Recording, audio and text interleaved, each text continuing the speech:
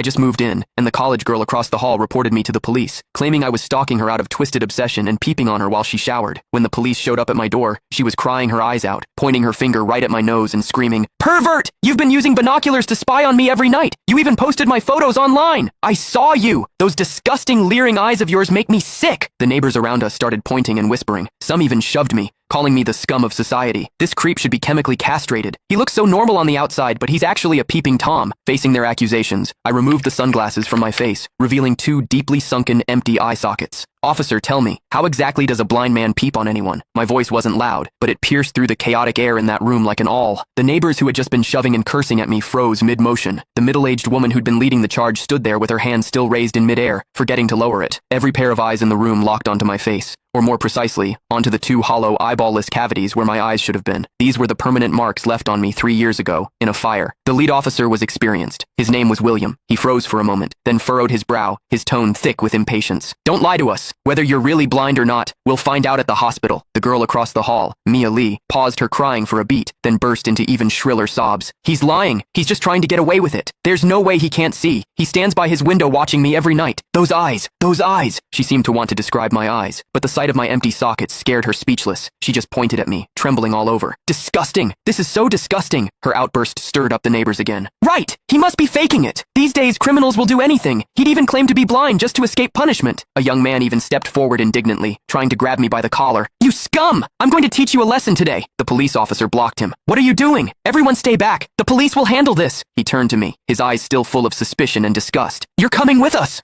I didn't resist. I calmly held out both hands. Cold metal touched my wrists. Two younger officers flanked me on either side and led me toward the elevator. Behind me, Mia's crying mixed with the neighbors' curses into a chaotic din. "Scum of society! Get out of our community! Hope you rot in prison!" I could see the righteous expressions on their faces. I could also hear the pleasure in their voices as they trampled me into the mud. I stepped into the elevator. The metal doors slowly closed, cutting off the noise from outside. One of the younger officers, probably new to the job, couldn't help but ask me quietly, Are you really blind?" I tugged at the corner of my mouth but didn't answer. The other officer patted his shoulder, signaling him to keep quiet. But I knew that in their minds, the scales had already tipped completely in favor of that tearful young girl. After all, it was a young, pretty, pitiful college student on one side, and on the other, a suspicious man living alone, wearing sunglasses. In their eyes, it was crystal clear who was the victim and who was the perpetrator. What they didn't know was this: sometimes, what the eyes see is the biggest lie of all. And I, a blind man, had seen something that none of them had. For instance, when Mia accused me, her heartbeat was steady, without a single ripple of genuine emotion. The interrogation room at the police station was harshly lit by fluorescent lights, and the air smelled faintly of mildew. I sat on a cold metal chair. Across from me were William and a female officer. Click the link in my bio to get the full story for free.